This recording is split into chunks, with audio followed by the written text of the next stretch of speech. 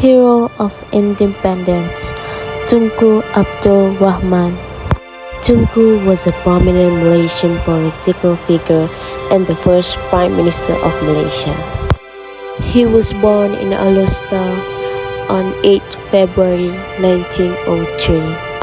He has led and fought toward Malaysia's independence from British colonial rule. Tunku Abdul Rahman led negotiations with the British government for Malayan independence.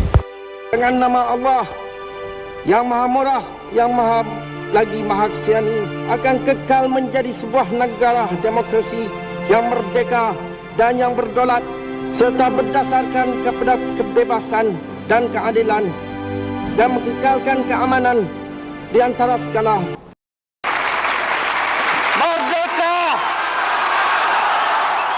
Merdeka! Merdeka! Merdeka! Merdeka!